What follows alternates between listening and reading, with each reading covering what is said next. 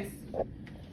So remember, this is only going to be done after you are done with your 3 to 4 layers of paper mache.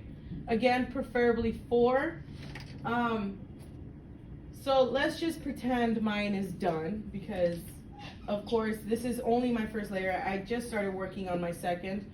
But the purpose of this is to show you how to fix any parts that may have started to sink in after the glue has dried and make the paper a little tighter around your letter. Okay? So as you guys remember, when we are doing the first 4 layers, 3 to 4, we are going across your letter, covering it this way. Okay? But to be able to fix those areas that are sinking in, you have to go vertical, so the long way around your letter. This one's a little too small, you know, to kind of cover those areas. So make sure that you get a piece of paper. I mean, you could even measure it, you know, measure around your letter. That's gonna fit that area a little bit more, so you have more of an even layer, okay? So this one fits a little bit better, okay? So you're going to want to, same process, make sure you prep your papers, okay? That's one of the biggest things with paper mache. Have your papers ready, okay? I still see, you know, some people not having their papers ready and trying to get, you know, your papers cut while your hands are glued.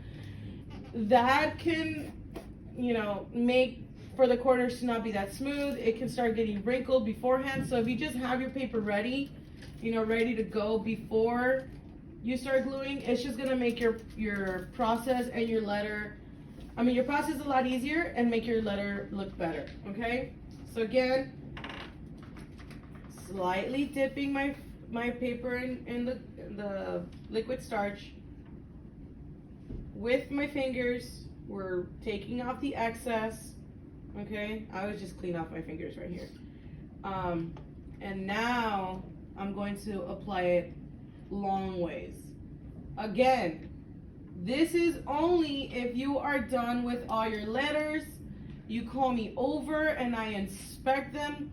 If you don't have anything sinking in, and you know, even after it dried and everything is nice and flat, then you don't need to do this. Unless, you know, you feel like, all right, it's gonna give it more, a sturdier surface. But again, if it's really sinking in, then I do need you to do this, okay? Because you wanna have smooth, flat surfaces, okay?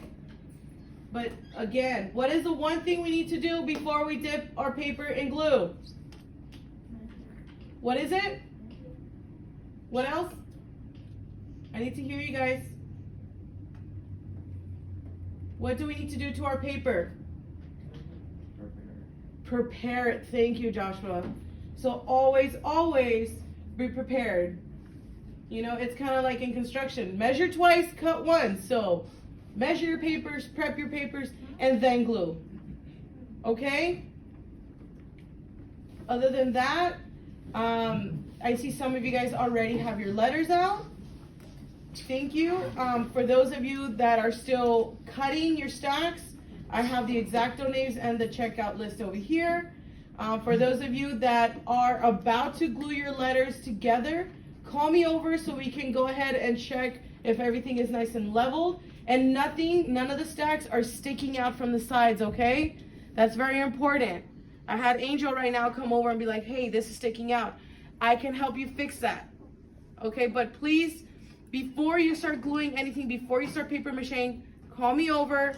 We can check it out together, and then I'll give you the okay or tell you if there's anything you need to fix. All right, so you guys can go ahead and start grabbing your supplies. Paper mache and liquid starch are in the island in the back.